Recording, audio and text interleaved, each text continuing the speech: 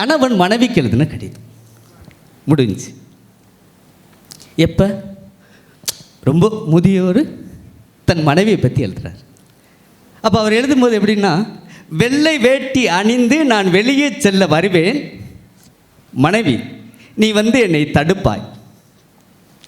ஏன் தடுக்கிறேன்னு, என் முகத்தை உற்று பார்த்து ஏதோ ஒன்று குறைவுள்ளது போல் கண்டுபிடித்து என் நெற்றியில் இல்லாத திருநீரை எடுத்து நீ பூசுவாய்.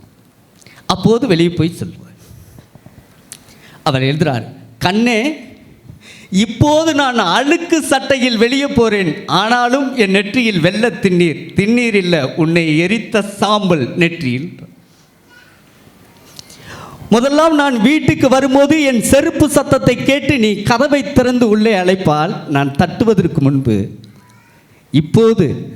இப்போது கண்ணே நான் கதவை தட்டுகிறேன், உள்ள ஆள் இருந்தும் திறப்பதில்லை, அதனால் வீதியவே என் வீடாக்கி கொண்டேன்.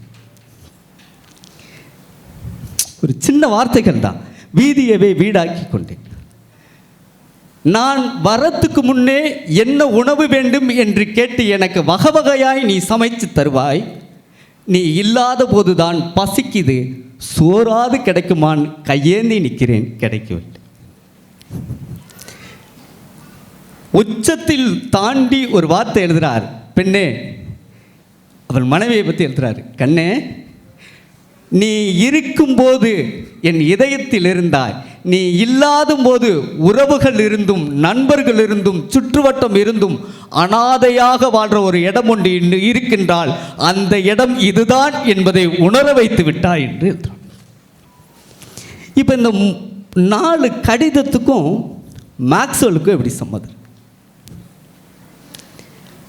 அங்கே இழந்த குழந்தை, தாய் இழந்த குழந்தை, அப்படி ஒன்று பூமியில் இருக்குன்னா மேக்ஸ்வெல் அதை ஏன் குழந்தை தான் ஒரு மிகப்பெரிய பிரம்மாண்டமான மேடையை உருவாக்கி ஒரு ப்ரோக்ராம் நடத்தி மகிழ்வோம் என்று கட்டுவோம்னு சொல்லி கட்டினாங்க. உண்மையிலே பிரம்மாண்டமாகவே கைத்தட்டலாம், பாராட்டும் போது மனசாரவே பாராட்டு. அந்த டீம் சவாலான டீம், மிகப்பெரிய வேலை செஞ்சாங்க. அது தனி மேடை.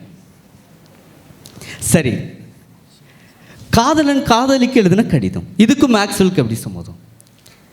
காதலன் காதல் இல்லை, வழிதாங்கி தன் திறமையால் அவமானத்தால் பிடிவாதத்தால் அசிங்கத்தால் இந்த பூமியில் புதைக்கும் போது உன்னால் முளைத்து வர வேண்டும் என்று நீ நினைத்தால் அதுக்கு முதல் மேக்ஸ்வெல்லின் விருதுகள் உனக்கு துணையாக இருக்கும் என்று விருதுகள் வழங்கும் மேடையாக அமைத்தார்கள்.